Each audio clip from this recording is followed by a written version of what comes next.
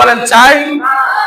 চাই না। এই জন্য ইসকনের মতন একটা সংগঠনকে আমাদের দিল থেকে ঘৃণা করে আমরা অন্তত পক্ষে এতটুকু জানাইতে চাই, এতটুকু বলতে চাই, এই সংগঠনটাকে অনির্দিষ্টকালের জন্য বাংলাদেশকে নিষিদ্ধ করতে চাই। চাই কি চাই না? কথা বলেন চাই কি চাই না? বিজয়ের নিশান দেওয়ার মালিক কে? আমরা তাদেরকে সহানুভূতি দেখাইবো, তারা আমাদেরকে লাশ উপহার দেবে। আজকে আপনার মা বোনদের হেফাজত কোথায়? আপনার চলার গ্যারেন্টি কোথায়? আপনার শান্তি নাই, রাস্তাঘাটে চলতে শান্তি আছে? শান্তি নাই। এখন বাংলাদেশটার ভিতরে এই সরকার আসছে ভালো কথা, আসা বাংলাদেশের ভিতরে আগুন ছাড়া আর কিছু দেখি নাই। বিগত এক সপ্তাহের ভিতরে বাংলাদেশের হাজার হাজার কোটি টাকা নষ্ট হয়ে গেছে। এয়ারপোর্টে আগুন লাগার কারণে 1-2 টাকা নষ্ট হয়েছে? কথা বলেন। কত হাজার কোটি টাকা নষ্ট হয়েছে একমাত্র আল্লাহ ভালো জানে। মিডিয়া সেটাকে কি করবে না?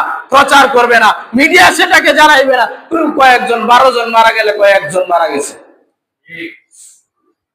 এটাই কালচার চলতেছে। মুসলমান সোচ্চার হইয়া ইমানের বলে বলিয়ান হইয়া আল্লাহর উপরে চলতে হবে। না হয়তো আমরা কিয়ামতের আগে যখন কাফফারা দাজ্জাল আসবে, দাজ্জালের কপালে লেখা থাকবে কাফফারা কাফের, চিনার পরে দিয়েও তাকে প্রভু মানবো কেন? যখন আমার ইমানের জোর কমে যাবে। ইমানের জোর না থাকলে আল্লাহকে ভুলে যাওয়া সম্ভব, আর ইমানের জোর বৃদ্ধি থাকলে আল্লাহকে কশিন কালেও ভুলবে না। আচ্ছা, এই চিল্লা চিল্লি আমাদের এই কথাগুলা বলার দরকার আছে আপনাদেরকে? আমি শুধু বলি, আমরা বিজ্ঞান বলেন, ওদের রিসার্চ অনুযায়ী 250 কোটি মুসলমান। কতগুলো মুসলমান? 250 কোটি মুসলমান। আর 250 কোটি যদি মুসলমান থাকে, তাহলে অন্য গুলা বাদই দিলাম, আমার এই ছোট 55,892 থেকে 98 বর্গ মাইলের এই বাংলাদেশে প্রায় 95 ভাগই মুসলমান। তাহলে বোঝা যায় মুসলমানের বাহিরে সংখ্যালঘু একেবারেই কম না অনেক বেশি? কথা বলেন, কম না অনেক বেশি? অনেক বেশি। তাহলে এই দেশের ভিতরে অন্য দেশের কথা বলবো না, আমি আমার মাতৃভূমি বাংলাদেশের কথাই বলবো। ওরা পৃথিবী গুগলে সার্চ করলে সে বলে দেয় পুরা পৃথিবীর ভিতরেও ইহুদি, নাসারা, খ্রিস্টান এত পরিমাণে শান্তিতে কোথাও নাই যে পরিমাণে শান্তিতে বাংলাদেশে বসবাস করতেছে। সুবহানাল্লাহ। তার মানে আমরা এটাই বুঝতে পাই যে বাংলাদেশের ভিতরে সংখ্যালঘু যারা বসবাস করে তাদের সাথে আমরা একটা সম্পর্ক বজায়, সহানুভূতি দেখায় তাদের সাথে আমরা চলাফেরা করি। একই বাজারে আমরা কেনাকাটা করি, একই গ্রামে বসবাস করি। মুসলমানের 5-7টা বাড়ির মাঝখানে একটা ইহুদির বাড়ি আছে না নাই? হ্যাঁ, একজনের 10 তলা একটা ভবন থাকলে সবগুলো বিধর্মী, সবগুলো মুসলমান থাকলে একজন বিধর্মী ভাড়াটি আছে না নাই? তার সাথে কি সব ভাড়াটিয়া খারাপ ব্যবহার করে না ভালো ব্যবহার করে? সিঁড়ি দিয়া উঠা নামার সময় একই সিঁড়ি ব্যবহার করা হয় একই বিল্ডিং এর, কিন্তু তাকে কখনো তিরস্কার করা হয়? হয় না। এমন আরো অনেকগুলো আপনাদেরকে উদাহরণ দিতে পারবো, যে উদাহরণগুলো বাংলাদেশের ভিতরে অনেক উদাহরণ আছে। যেমন সংখ্যালঘু যেহেতু তারা এমনিতেই জনসংখ্যা তারা কম, তাদের ইতিহাসগুলো যদি আমরা এই বাংলাদেশের ইতিহাস অনেকগুলো না তাই না, আমি এই 5 আগস্টের ঘটনা যদি আপনারা দেখতে পান, তাহলে দাড়ি টুপিওয়ালা মাদ্রাসার তালেবুল ইলম ছাত্ররা, দিনদার, ফরহেজগার, ইমানদার যারা, তারাই তাদের মন্দির পাহারা দিছে কি দেয় নাই? কেন দিয়েছে? তারা চাইছে যে বাংলাদেশের উপরে, এই বাংলাদেশের স্বাধীনতার বিরুদ্ধে যাতে কেউ আঙ্গুল না তুলতে পারে, বাহিরের বিশ্বের মিডিয়া যাতে এই বাংলাদেশের উপরে আঘাত না আনতে পারে, কথা না বলতে পারে। এই জন্য, তার কারণ মন্দির একটা বাংলে মিডিয়াগুলো প্রচার করবে অনেক কিছু ঘটে গেছে। এই জন্য আমরা তাদের উপর সহানুভূতি দেখায়া আমরা তাদের মন্দির গুলাকে রাতের বেলা তৃতীয় পক্ষ যেন আমাদেরকে এই বিভ্রান্তির ভিতরে না ফেলে, এই জন্য আমরা তাদেরকে সহানুভূতি দেখায় তাদের মন্দির, তাদের বাড়িগুলো পাহারা দিয়েছি কি দেই নাই? দিয়েছি। তাদের বদলা আমাদেরকে পায় পায়, আমরা তাদের উপকার করছি, তারা আমাদেরকে বদলা কি কি দিছে এই ভিডিও শুনবেন, আপনারাও জানেন।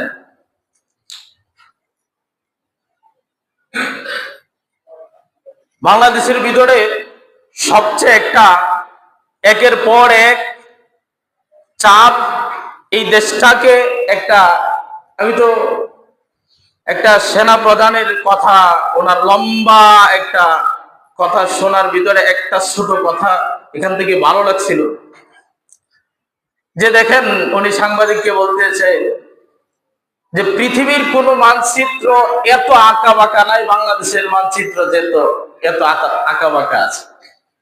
এই মানুষগুলো কেমন জানি একটা আঁকা বাঁকায় চলাফেরা করে। ওনার কথাটা এটা এক সাইডে আমার কাছে কেমন জানি লাগছে। যাই হোক, কিন্তু এই বাংলাদেশটার ছোট একটা বাংলাদেশের ভিতরে মানুষগুলো এটাকে অশান্তি সৃষ্টি করার জন্য একের পর এক পায় তারা চালিয়ে যাইতেছে কি যায় নাই?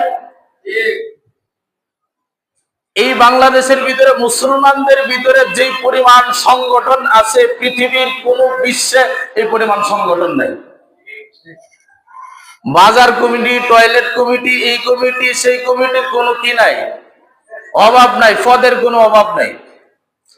আবার যদি মুসলমানের বাহিরে অন্য সংখ্যার ভিতরেও যান, তাদের ভিতরেও বিধর্মীদের কোনো সংখ্যার কোন গোষ্ঠীর কোনো কি নাই, অভাব নাই। একের পর এক বাংলাদেশের এই শান্তিগামী মুসলমানদের এই সুন্দর স্বাধীনতাকে নষ্ট করার জন্য একের পর এক ষড়যন্ত্র চলতেছে।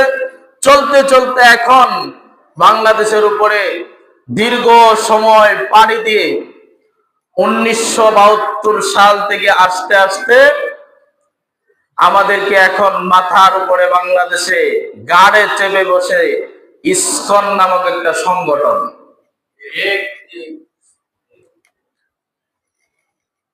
তারা এই পরিমাণ আগে এত কিছু করে নাই, এখন যেই পরিমাণ মুসলমানদের উপরে নির্যাতন তারা চাপিয়ে দিতেছে, মুসলমানের উপরে একের পর এক নির্যাতন তারা চাপাইতেছে। এই ইসকন সংগঠন 1965 থেকে 66 সালে নিউ ইয়র্কে এটা সর্বপ্রথম আবিষ্কার হয়। এই সংগঠন, ওই ইসকন সংগঠন ওখান থেকে কি হয়, শুরু হয়। আস্তে আস্তে এটা বড় হইতে হইতে এটা বাংলাদেশের ভিতরেও তাদের একটা শাখা প্রশাখা গজাইছে। এখন এটার কাজ কি? এটা হিন্দু যারা আছে তারা বলে অনেক খোদায় বিশ্বাসী, আবার ইসকন সংগঠন যারা তারা শুধুমাত্র এক খোদায় বিশ্বাসী, তারা এক মূর্তির ইবাদত করে। কয় মূর্তির ইবাদত করে? এক মূর্তি। এখন হিন্দু এবং ইসকন তারা যদিও হিন্দুত্ববাদের থেকে তৈরি হয়েছে, এটা ইসরায়েলের একটা শাখা। এটা কাদের শাখা? ইসরায়েলের একটা শাখা। এটা ইসকন সংগঠনটা ইসরায়েলের একটা শাখা। এবং মুসলমানদের সাথে তো তাদের বিবাদ আছেই, হিন্দুদের সাথেও তাদের কি আছে, এটা বিবাদ আছে। বিভিন্ন জায়গায় হিন্দুদের মন্দির দখল করে তারা ইসকন নামের তাদের মন্দির হিসাবে তারা এটাকে ঘোষণা দিয়েছে। বাংলাদেশের ভিতরে প্রায় 77টি মন্দির তারা দখল করেছে। কয়টা? নাউজুবিল্লাহ। কয়টা মন্দির দখল করেছে? 77টি মন্দির তারা দখল করেছে। তারা হিন্দুদের সাথেও বিবাদ আছে। এখন যদি তারা তাদের সহপাঠীদের উপরে এই পরিমাণ নির্যাতন করে, তাহলে তো আমরা তাদের বাহিরে আমাদের উপরে কি পরিমাণ নির্যাতন চলতেছে বলেন? পুরা দুনিয়ার ভিতরে 250 কোটি মুসলমান, সব মুসলমান আজ নির্যাতিত। সব মুসলমান তো নির্যাতিত আছেই, শুধু তাই নয়, এই বাংলাদেশেও নির্যাতিত মুসলমান আছে না নাই? এই ইসকনের বিরুদ্ধে কথা বললে অনেক কথাগুলো তারা লেখে রেখে এই কয়েক দিনের ভিতরে, এই যে 5-7 দিনের ভিতরে তারা কি গল্প ঘটাইছে বাংলাদেশের ভিতরে। এক একজন ওলামায়ে কেরামকে তারা মার্ক করে তারা ফেসবুকে পর্যন্ত ছেড়ে দিয়েছে, এরপরে কারে টার্গেট, এরপরে কারে টার্গেট, এইভাবে মার্ক করে তারা ফেসবুকে, অনলাইন সোশ্যাল মিডিয়াতে তাদের টার্গেট একমাত্র ইসলামকে এই মাটি থেকে বিতাড়িত করার জন্য তাদের একমাত্র টার্গেট। তার কারণ হলো, আপনি যদি অনেকগুলো দিক তাদেরকে দেখাইতে যান, তারা একটা দিক বুঝাইতে চাবে যে আমরা শান্তিকামী মুসলমান। বাংলাদেশের সর্বপ্রথম তারা যেটা আবিষ্কার করতে চাইছিল, একটা ভালো সুন্দর বুদ্ধি তারা মুসলমানদেরকে দেখাইছে।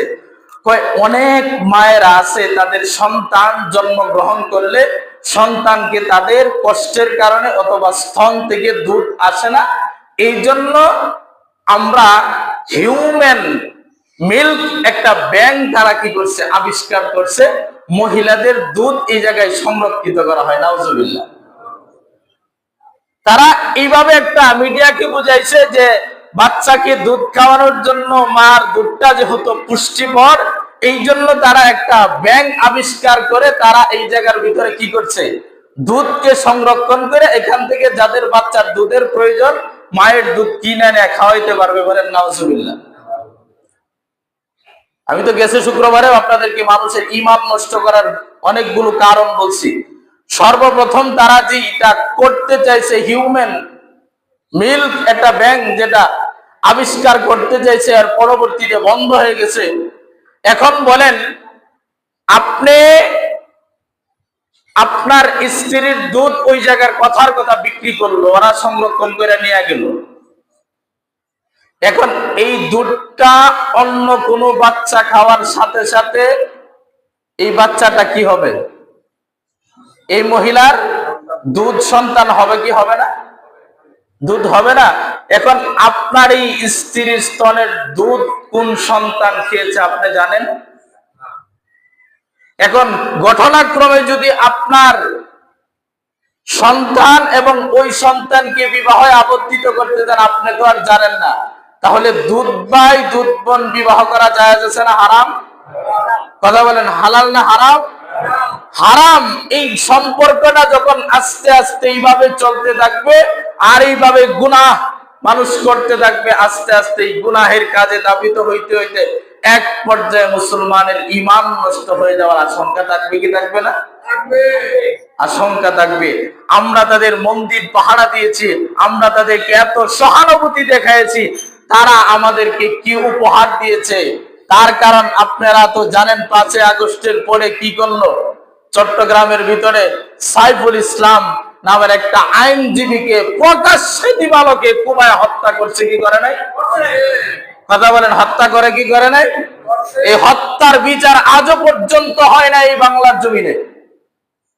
এই হত্যার বিচার যদি হইতো, তাহলে ইসকন এই সংগঠন এত বড় মাথা চারা দিয়া আজও পর্যন্ত তারা এই মাথা চারা দিয়া ওটা সাহস করতে পাইতো না। তার কারণ বাংলাদেশের স্বাধীনতাকে তারা যেভাবে নষ্ট করার জন্য চাইছে, তার কারণ তারা বাংলাদেশের পতাকাকে খুলিয়া লাল দিঘির ময়দানে তারা যখন সমাবেশ করছিল, তখন তাদের যে একটা নিজস্ব পতাকা আছে, গেরুয়া পতাকা, সেই পতাকাকে উত্তীর্ণ করেছে। তখনও বাংলাদেশ যে সরকার, তিনি কিছু বলেন নাই তাদেরকে। বলেন তো, বাংলাদেশের পতাকা নামায় আরেকটা পতাকা উত্তোলন করা এই বাংলাদেশের স্বাধীনতার বিপক্ষে যাওয়া না পক্ষে যাওয়া? কথা বলেন, পক্ষে যাওয়া না বিপক্ষে যাওয়া? বিপক্ষে যাওয়া। তারা আমাদেরকে লাশ উপহার দিয়েছে। এরপরে আমরা যখন এই মন্দির পাহারা দিলাম, তাদেরকে সহানুভূতি দেখাইলাম, আমরা মন্দির ভাঙি নাই, কোনো কিচ্ছু করি নাই। ফরিদপুরের ভিতরে 2 জন কোরআনের হাফেজ সহ 4 জনকে প্রকাশ্য দিবালোকে তারা হত্যা করেছে। এই ইসকন একটা সংগঠন পুরা পৃথিবীর ভিতরে 10টা দেশের ভিতরে অনির্দিষ্টকালের জন্য তারা নিষিদ্ধর দাবিতে আছে। আর কোনোদিন তারা ওই দেশগুলোতে কি করতে পারবে না, তাদের কোনো কার্যক্রম করতে পারবে না। এখন বাংলাদেশ সরকার এটাকে তারা নিষিদ্ধ করলে তাদের কি লস আছে? এখন উপদেষ্টাই যারা বসে আছে সবগুলো নাস্তিক। আমার এক কথাই বলো, সবগুলো নাস্তিক। তার কারণ ওরা যদি নাস্তিক না হতো তাহলে বর্তমান সরকার যিনি আছেন ডক্টর ইউনূস সাহেব, উনি কি করে এটা তাদের বাস্তবায়ন করার জন্য, এটা একটা ইসকনের একটা শাখাকে তারা বাস্তবায়ন করার জন্য বাংলাদেশ প্রত্যেকটা স্কুলের ভিতরে গানের শিক্ষক কিছুদিনের ভিতরে নিয়োগ দেওয়া হয় কি হয় নাই? হয়েছে কি হয় নাই? প্রত্যেকটা স্কুলের ভিতরে এক একটা গানের শিক্ষক নিয়োগ দেওয়া হয়েছে। বাংলাদেশের ইতিহাসে আপনি বলেন তো, ইসলাম শিক্ষার জন্য কয়জন ইসলামিক টিচারকে নিয়োগ দেওয়া হয়েছে? হ্যাঁ, দেখাইতে পারবেন দেওয়া হয়েছে? এখন ইসলাম শিক্ষার বই যদি একজন খ্রিস্টান টিচারে পড়ায়, সে আপনাকে কি শিক্ষা দেবে আপনি আমাকে বলেন? তাদের খ্রিস্টানের মতবাদ যা আছে সেগুলো আপনাকে শিখাবে, জীবনে আপনাকে এগুলো শিখাবে না। এই জন্য মুসলমানের সন্তানগুলো আস্তে আস্তে তারা এই ইসকনের সর্বপ্রথম যেগুলো, এটা তো হিউম্যান ব্যাংক একটা তারা আবিষ্কার করছে, এরপর থেকে তারা কিন্টার গার্ডেন যেগুলোকে শুরু করছে, সকালবেলার মক্তবকে তারা বন্ধ করিয়ে দেয়া সকালবেলার কিন্টার গার্ডেন স্কুল করছে কি বলে নাই? আপনারা এখানে বৃদ্ধ মুরব্বী বাবাজি যারা আছেন, সকালবেলার মক্তবে যায় দূরে যায় মাদ্রাসায় পড়ছেন, আজও পর্যন্ত ওই পড়াগুলো আপনাদের দিল থেকে মুছে যায় নাই। এখানে আছেন না নাই? হ্যাঁ, আপনাদের সন্তানগুলো সকালবেলা মক্তবের জন্য যায় না, কিন্টার গার্ডেনে যায়। কিন্টার গার্ডেনে যাওয়ার জন্য আপনার স্ত্রী সেজে গুজে যায়, আপনার স্ত্রী ওখানে যায় দর্শিত হয়। আপনার সন্তান কিন্টার গার্ডেনে পড়া 100% মানুষ রূপান্তরিত মানুষ হয়েছে, এমন 1-2 জনও দেখাইতে পারবেন না। সকালবেলার এই ব্রেইনের চাপ আপনার সন্তানকে 7 বছরের আগে 12 বছরের আগে আপনার সন্তানের উপরে হাত তোলা ইসলাম নিষিদ্ধ করেছে। আপনি এই সন্তানকে কি শিক্ষা দিলেন? 5-7 বছর থেকে তাদের ব্রেইনের ভিতরে এটা পড়ালেখাই করতে হবে, পড়ালেখা ছাড়া বিকল্প রাস্তা নাই। তাকে দ্বীনের শিক্ষা দিলেন না, এই জন্য তারা নাস্তিকবাদী প্রমাণিত হয়। তার কারণ আমি উপদেষ্টার ম্যাক্সিমাম লোকদেরকে কেন নাস্তিক বললাম, একটাই কারণ, এই 2 শুক্রবার আগে বাইতুল মুকাররমের পাশেই কি আছে? স্টেডিয়াম আছে না নাই? 2 শুক্রবার আগে বৃষ্টি, আবহাওয়া খারাপ ছিল, বৃষ্টি চলতেছে, একদম বয়ান চলতেছে, নামাজ চলতেছে, স্টেডিয়ামের ভিতরে এখন দায়িত্বে যিনি আছেন আসিফ মাহমুদ নাকি কি বলে, সে দায়িত্বে আছে। সে দায়িত্ব থাকার সত্ত্বেও সে কি করছে, এইদিকে মসজিদে নামাজ চলে আর এইদিকে স্টেডিয়ামে আওয়াজে গান চলতেছে। মুসলমান যদি প্রকৃত হইতো তাহলে তার দ্বারা এটা কোশ্চিন কালেও সম্ভব হইতো? হ্যাঁ, বাংলাদেশের জাতীয় মসজিদ সে এখানে আছে, সেটা কি জানে না?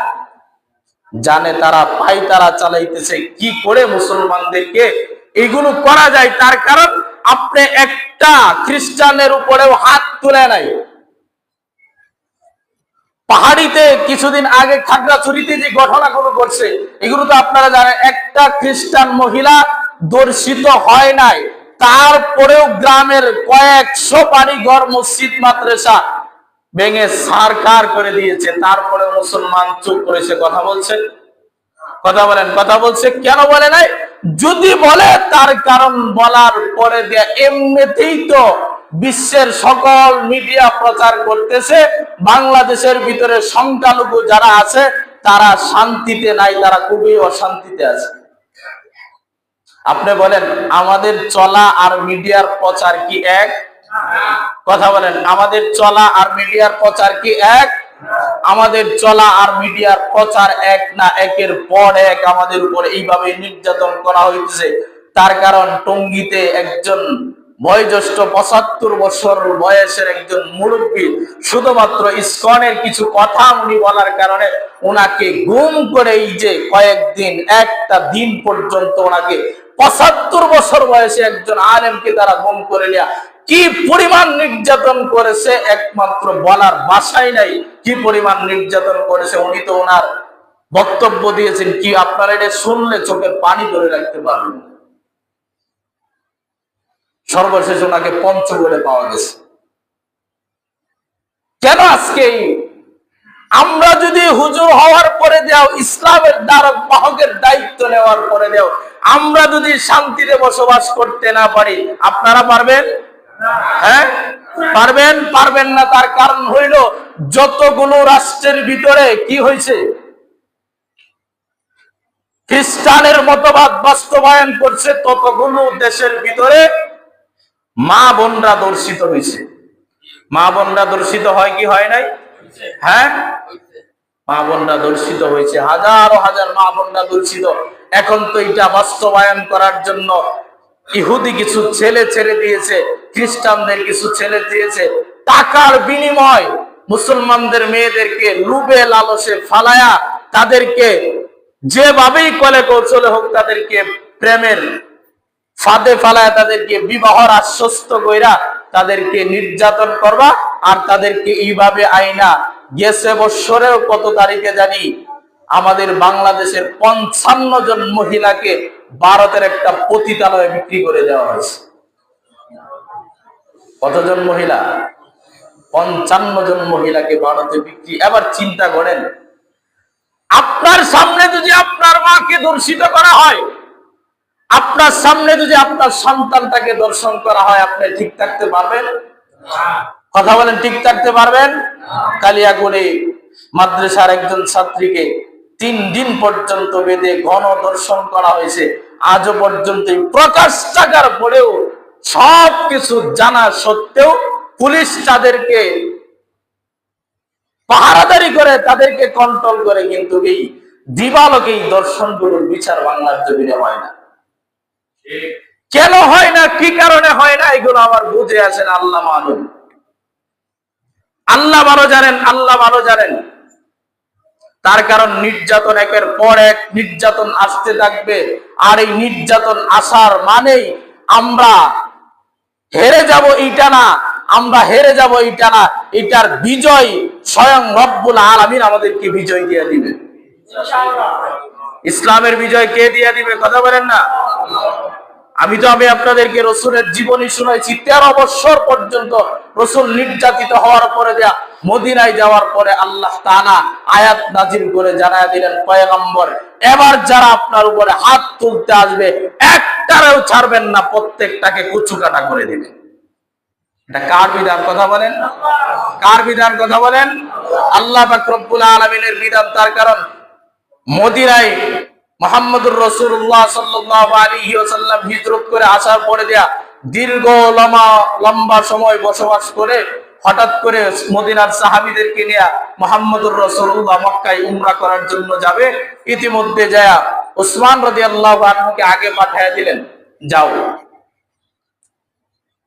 যায়া মক্কার কাফের লিডার যারা আছে তাদেরকে বলবা তারা উমরা করতে আসবে, তারা উমরা করে চলে যাবে, তাদের বাড়ি ঘরে তারা যাবে না, তাদের বাড়ি ঘর দখল করতে আসবে না, তারা কোনো ধরনের বিশৃঙ্খলা করবে না, তারা আসবে আল্লাহর ঘর উমরা করে তারা চলে যাবে। মক্কার কাফেররা এক পর্যায়ে কি করলেন? রাজি হয়ে গেলেন। ঠিক আছে, তারা যদি এই শর্ত থাকে, তাদের বাড়ি ঘরে না যায়, তারা যদি এখানে আইসা কোনো বিশৃঙ্খলা না করে, তাহলে তাদেরকে কি করা হবে? তারা উমরা কইরা চলে যাইতে হবে। এটা যখন রাজি হয়েছে, শয়তান তো আর এটা পছন্দ করলো না। শয়তান ইতিমধ্যে ওসমান রাদিয়াল্লাহু আনহু মক্কায় আছেন, আগেই পাঠিয়ে দিয়েছেন। শয়তান এখানে যায় মানুষ রূপ ধারণ করে মুহাম্মদুর রাসূলুল্লাহর পাশে সাহাবায়ে কেরামদেরকে জানায় দিতেছে, মুহাম্মদুর রাসূলুল্লাহকে বলতেছে, ওসমানকে যে মক্কায় পাঠাইছিলেন কাফেররা ওসমানকে হত্যা করে বলছে। বলেন নাউজুবিল্লাহ। ওসমানকে কি করে ফেলছে? হত্যা করে ফেলছে। যখন রাসূলুল্লাহ সাল্লাল্লাহু আলাইহি ওয়াসাল্লাম সহানুভূতি দেখাইলেন আর শুনতে পাইলেন যে উসমানকে হত্যা করা হয়েছে, রাসূল সাল্লাল্লাহু আলাইহি ওয়াসাল্লাম তখন বায়াতে রিদওয়ান যেটাকে বলা হয়, রাসূলুল্লাহ সাল্লাল্লাহু আলাইহি ওয়াসাল্লাম হাত একটা রাখলেন, বাম হাত, আর সমস্ত সাহাবারা এই হাতের উপরে হাত রাইখা তারা ওয়াদাবদ্ধ হলেন। রাসূল উপরের হাত রাইখা বললেন, তোমরা এবার ওয়াদা করো, যতক্ষণ পর্যন্ত ইসমানের হত্যার প্রতিশোধ আমরা না দিতে পারবো ততক্ষণ পর্যন্ত মদিনায় ফিরে যাব না। ততক্ষণ পর্যন্ত কোথায় যাব না? মদিনায় ফিরে যাব না। এটা ইসলামের ইতিহাস, এটা হত্যা নেওয়ার ইতিহাস। এই জন্য মুসলমান সহানুভূতি বারবার দেখাইতেছে বিদায় মুসলমান একদিন বিজয়ের এশার উঠবে। তার কারণ, কেননা একজন পণ্ডিত শুধুমাত্র একটা কথা বলছে যে ভারতের ভিতরে রাম মন্দির পাওয়া গেছে একটা মসজিদের নিচে। এখানে আছে না নাই এটা কি ভাইয়া তারা এখানে রাম মন্দির বানাইছে। বাবরি মসজিদকে ভেঙে তারা কি বানাইছে? রাম মন্দির বানাইছে। তার জন্য ভারতের মুসলমান সহ এখনো পর্যন্ত ভারতের মুসলমান প্রকাশ্যে এক টুকরো গোশত খাইতে পারে না। দুইজন নারীর ফ্রিজের ভিতরে শুধু গোশত কোথাও থেকে সংগ্রহ করে তাদের ফ্রিজে পাওয়ার কারণে তাদেরকে গণহারে দর্শন করা হয়েছে। আপনি বলেন, ভারতের এই নারীরা যদি গণহারে দর্শন হয়, আপনারা কি বেশি দূরে? আপনার উপরে এই নির্যাতন আসতে বেশি সময় লাগবে না। আজ না হয় কাল চলে আসবে। ইসলামের ছায়া তলে থাকতে হবে। মুহাম্মদুর রাসূলুল্লাহ সাল্লাল্লাহু আলাইহি ওয়াসাল্লাম সাহাবায়ে কেরামদেরকে একদিন বলতেছেন, ও সাহাবারা শুনো, এই মুহূর্তে আমার নাকের ভিতরে একটা গান আসতেছে, এই নাকের ভিতরে আমার একটা গান আসতেছে। সেটা কিসের গান জানো? তারা রাসূলুল্লাহ সাল্লাল্লাহু আলাইহি ওয়াসাল্লাম বললেন, এটা তৃতীয় বিশ্বযুদ্ধের গান আমার নাকের ভিতরে আসতেছে। ভারতবর্ষের ভিতরে এমন একটা রাসূল কি ভারতবর্ষে আসছিলেন? হ্যাঁ বলেন, আসছিলেন? আসেন নাই। ইহুদিদের সাথে মুসলমানদের এমন একটা লড়াই হবে যে লড়াইয়ের মাধ্যমে মুসলমান সহ এই পরিমাণ মানুষ নির্যাতিত হবে, এই পরিমাণ মানুষ মারা যাবে যে তাদের রক্তের কারণে রক্তের উপরে মানুষের লাশ ভেসে যাইতে থাকবে। রক্তে দিয়া মানুষের লাশ, এখন তো মানুষের লাশ পানি দিয়া ভেসে যায়, তাদের লাশ খুব দিয়া ভেসে যাবে। কথা বলেন না? রক্ত দিয়া ভেসে যাবে। রাসূলুল্লাহ সাল্লাল্লাহু আলাইহি ওয়াসাল্লাম বলেন, এরপরে দিয়া মুসলমানদের বিজয় আল্লাহ পাক রব্বুল আলামিন এরপরেই মুসলমানদের বিজয় দিবেন। বলেন সুবহানাল্লাহ। এটাই আল্লাহ পাক রব্বুল আলামিন অসংখ্য আয়াতের ভিতরে, কোরআনের 4টা জায়গার ভিতরে বললাম, হুয়াল্লাযী আরসালা রাসূলাহু বিল হুদা ওয়া দীনিল হক লিইয়ুযহিরাহু আলাদ দীনি কুল্লি ওয়ালাউ কারিহাল মুশরিকুন।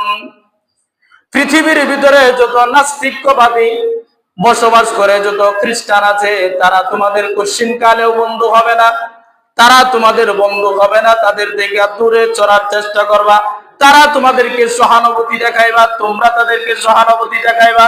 তারা তোমাদের সহানুভূতিগুলা শুনবে না। তারা তোমাদেরকে নির্যাতন করার চেষ্টা করবে। তার কারণ, বাংলাদেশের ভিতরে যদিও সংখ্যালঘু মুসলমান, সংখ্যালঘু খ্রিস্টান থাকে, তারপরে ওই 5% 100 টাকার 1 টাকা যদি তারা ইনকাম করে, তাহলে 75 টাকায় মুসলমানকে ধ্বংস করার জন্য তারা ব্যয় করে। আর 25 পয়সা নিজের ব্যয় করার জন্য, নিজের জীবন জীবিকার জন্য ব্যয় করে। তাহলে আবার চিন্তা করেন, একটা খ্রিস্টানের দোকান থেকে আপনি একটা মাল পণ্য কিনলেন, এই কিনার কারণে আপনি মুসলমানের সাথে হত্যা করার জন্য আসছে, আপনি ইসলামটাকে ধ্বংস করার জন্য আপনি একটা খ্রিস্টানের দোকান থেকে পণ্য কেনার পরে আপনার মুসলমানের ভাইয়ের উপরে গুলি চালানোর জন্য আপনি 75 পয়সা ব্যয় করলেন। বলেন নাউজুবিল্লাহ। খ্রিস্টানের দোকান থেকে আপনি যদি জানলে অবাক হবেন, তারা দই মিষ্টির ভিতরে যতক্ষণ পর্যন্ত গরুর গোমূত্র দিবে না, ছানা দিবে না, তাদের কাছে ততক্ষণ পর্যন্ত পাক পবিত্র হবে না। বলেন না নাউজুবিল্লাহ। জানেন না বুঝি আপনারা? এই তো 2 দিন আগে ভারতবর্ষের এক জায়গায় প্রকাশ্যে 3 জন মহিলা রাস্তায় যাইতেছে, মাগরিবের সময় হয়ে গেছে, ওড়না বিছায়া নামাজ পড়ে আদায় করে নিছে। এটাকে পাক করার জন্য গোমূত্র তারা কি করছে,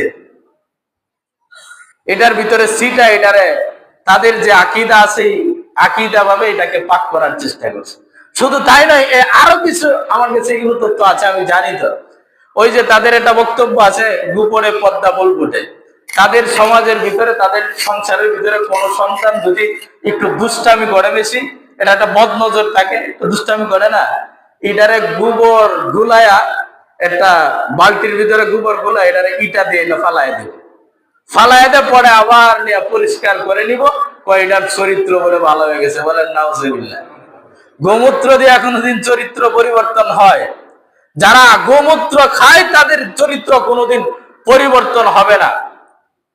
আল্লাহ পাক রব্বুল আলামিন এর পরের আয়াতে আল্লাহ তাআলা বলেন, মুসলমানদের বিজয় আমি আল্লাহ তাআলা দিব।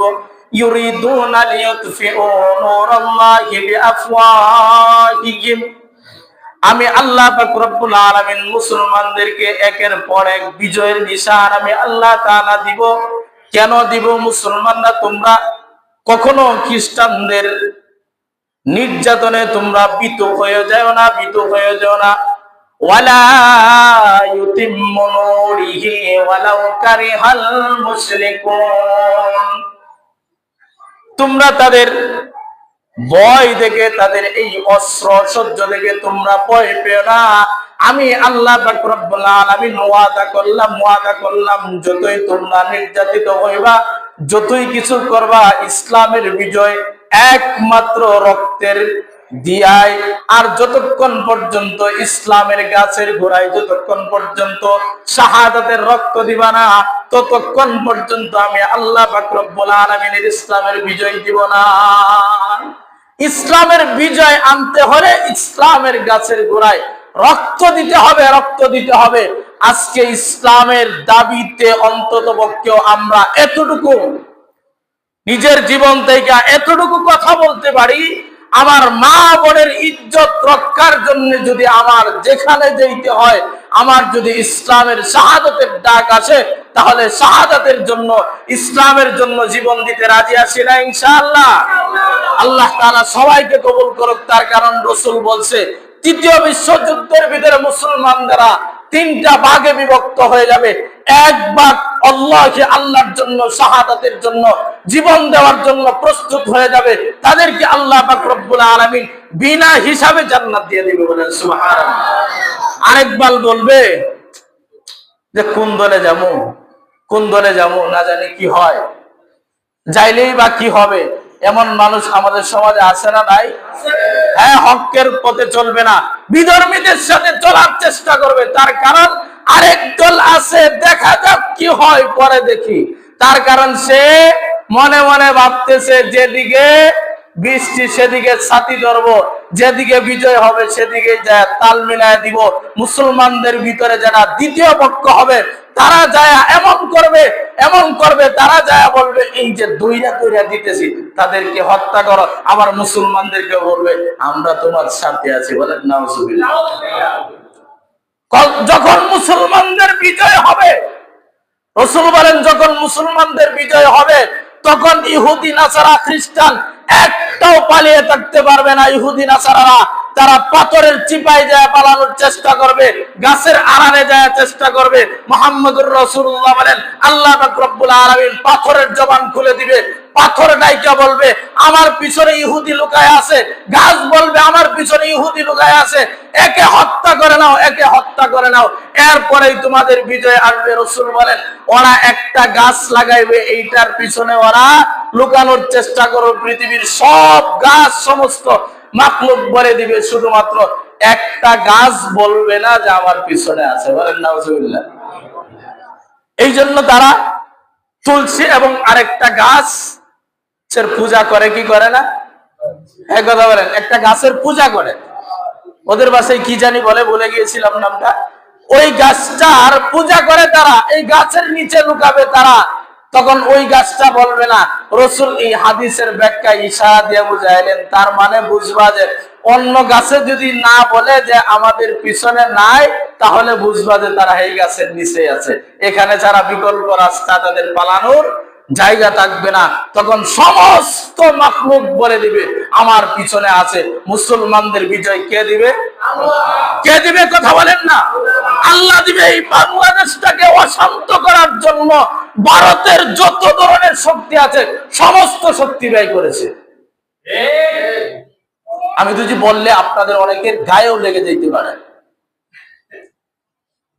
গায়ে লেগে গেলেও যেটা হক কথা সেটা বলছে রাসূল, বলছে হক কথা যেটা সেটা উঁচা জায়গায় পড়ায় বলবা। পাঁচির মঞ্চেই তোমার জীবন চলে গেলেও, তোমার গলায় ছুরি দিলেও হক থেকে বিবঞ্চিত হইবে না। তোমার জীবন চলে গেলেও একদিকে তোমার গলায় ছুরি চড়ায় দিবে, ফাঁসি চড়ায় দিবে, আরেকদিকে আল্লাহ তাআলা জান্নাত তোমার জন্য খুলে দিবে। বলেন সুবহানাল্লাহ। পুরা বিশ্বের ভিতরে একটা কাজে দাওয়াতে তাবলীগের এক মেহনত, অনেকগুলো তো উদাহরণ দিলাম। দাওয়াতে তাবলীগের এক মেহনতের ভিতরে যখন পুরা বিশ্বে দেখতে চাইলো যে এটা কি আজীব চিজ, গেলেই দাওয়াত শুনলেই বেনামাজি নামাজি হয়ে যা, বিধর্মী ইসলামের ছায়া তলে চলে আসে, এটা কি আজীব জিনিস। ওরা এটার উপরে রিচার্জ করতে রাখলো, রিচার্জ করতে থাকতে থাকতে কিভাবে এটার মূল মার্কাজটা কোথায়, এটার মূল কেন্দ্রটা কোথায়? এটার মূল কেন্দ্রটা তো বাংলাদেশ। মূল কেন্দ্র কোথায়? বাংলাদেশ। মূল কেন্দ্রটা কোথায়? আপনি আমি ফজরের নামাজে মুসল্লি কয়জন হলো এটা দেখি না।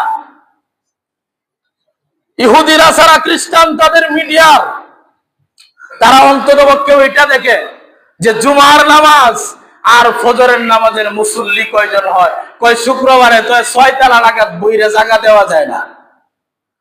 6 তালা লাগাত যদি বইরে জায়গা দেওয়া না যায় তে হেইদিরে মুসলমানই ধরে না। ওগুলারা কি ধরে না? ওদের বক্তব্য আমি আপনাদেরকে শোনাচ্ছি, ওদেরকে কি ধরে না? মুসলমানই ধরে না। তার কারণ তারা তাদের মতো সংখ্যালঘু মনে করে, যারা ফজরের নামাজে আসে তাদেরকে প্রকৃত মুসলমান মনে করে। তাদের বক্তব্য তাদের ভাষা অনুযায়ী বলে তারাই কি প্রকৃত মুসলমান। যেদিন দেখবা ফজরের নামাজে জুমার নামাজের থেকেও দ্বিগুণ মুসল্লি হয়েছে, সেদিন বুঝবা আমরা ইহুদিরা আর তাদের সাথে পারবো না। বলেন সুবহানাল্লাহ। বলেন সেদিন আমরা কি করব না? পারবো না। বলতেছিলাম দাওয়াতের এক বড় মেহনত, দাওয়াতে তাবলীগের মেহনতের ভিতরে একটা ফাটল সৃষ্টি করেছে ভারত। এটা ঠিক করবেন না, এটা লাগিয়ে পড়ছে যে ঠিক বললাম না? ঠিক বললাম? বলেন এই দাওয়াতে তাবলীগের মেহনতের লম্বা একটা, মানে যেটার ভিতরে নিজে খায়, নিজে পড়ে, নিজের টাকা দিয়ে যায়, আরেকজনকে যায় নিজের অর্থ বের করে আরেকজনকে চা খাওয়ায়, কার দাওয়াত দেয়? না কয় আমার বাড়িতে যায় একবেলা মাটি কেটে দিবেন, হ্যাঁ আমার বাড়ির কাজ করে দিবেন, এটা বলে? কিচ্ছু বলে না। এই দাওয়াতে তাবলীগের এই মেহনতের ভিতরে যখন দেখছে দলে দলে মুসলমানরা কি হইতেছে, খ্রিস্টানরা মুসলমান হইতেছে, এই জায়গার ভিতরে আইসা একটা ফাটল সৃষ্টি করিয়া এর ভিতরে আলাদা করে দিয়েছে। একদল বলে আলেম লাগবো না, আরেক দল বলে আলেম ছাড়া চলবো না। এখন বলেন তো দাওয়াতে তাবলীগের 6টা উসুল আছে। কয়টা উসুলের উপরে চলেন? আমাদের এখানে বিজ্ঞ মুরব্বী, সারা বাংলাদেশের ভিতরে যশোরের বড় একজন মুরব্বী এখানে বসে আছেন, আমি চিনি। 6টা উসুলের উপরে চলে। আমি একটা বছর এই দাওয়াতে তাবলীগের মেহনতে চলছি। এই যে বড় উসুলের উপরে একটা উসুল হয়েছে, 6টা উসুলের একটা উসুল কি? এলেম ও জিকির। একটা উসুল কি? এলেম ও জিকির। এখন এলেম ও জিকির যেটা আছে, এই এলেম অর্জন করার জন্য কার কাছে যেতে হবে? কার কাছে যেতে হবে? আচ্ছা কথার কথা, আমি একজন হুজুর, আপনি একটা 6 তালা বাড়ি বানাইবেন। আমার এই বিল্ডিং সম্পর্কে ভালো ধারণা আছে, কিন্তু আমার লাইসেন্স নেই। আমি তো যে আপনারা বলি যে এই জায়গায় এই একটা অবস্থা সিমেন্ট লাগবে, ফাইলিং করতে হবে, এই সেই আপনার সব দিলাম, আপনি আমার এই কথা মানবেন? কেন মানবেন না? আমি কি না ইঞ্জিনিয়ার না? আমার হুজুর বলে রাখেন, আমার কাছ থেকে এটা নিবেন না। যদি এটা আমার কাছ থেকে না নেন, তাহলে ইঞ্জিনিয়ার ওয়াসিফের কাছ থেকে দাওয়াতে তাবলীগের মেহনত আপনি কি শিখবেন? বলেন ইঞ্জিনিয়ার ওয়াসিফের কাছ থেকে আপনি কি শিখবেন? আর যদি এই ইঞ্জিনিয়ার সাহেব আপনার বউ কথার কথা তালাক হয়ে গেছে, ইঞ্জিনিয়ার সাহেব যদি কয় যে আমি হুজুরের সাথে চলতে চলতে চলতে চলতে আমার খুব অভিজ্ঞতা আছে, আপনার বউ তালাক হইছে না লেখা দিছে, আপনার বিশ্বাস হইব? কেন বিশ্বাস হবে না? যতক্ষণ পর্যন্ত কারবার না যাবেন। আলেমের কাছে না যাবে। এখন জায়গাটা বিভক্ত করা, আলাদা করা, এই দাওয়াতে তাবলীগের একটা বড় ফিতনার ভিতরে মানুষদেরকে বিভক্ত করে দিছে, মুসলমানদেরকে আলাদা করে দিতেছে। এই জন্য মনে রাখবেন, যাই কিছু করেন, ইহুদি নাসারা খ্রিস্টান, যতক্ষণ পর্যন্ত আমি যে এই কথাগুলো বুঝাইলাম, ইহুদি নাসারা কখনো আপনাকে দেখবে না আপনি কোন পন্থী, আপনি কোন দলের লোক, আপনি কোন জায়গার লোক, এটা দেখবে না। সে দেখবে আপনি মুসলমান কিনা। যদি মুসলমান হন তাহলে আপনার উপরে নির্যাতন, আপনি যদি মুসলমান হন তাহলে কি আপনার উপরে নির্যাতন। যাই কিছু মনে করেন, হাতের 5টা আঙ্গুল যদিও আলাদা হয়, ভাত খাইলে এক কানো হয় কিনা? কথা বলেন, এক কানো হয় কিনা? আমরা একই সমাজে বসবাস করি, একই মহল্লায় বসবাস করি, এই জন্য আমাদের উপরে ফিতনা আসুক, এটা চাই।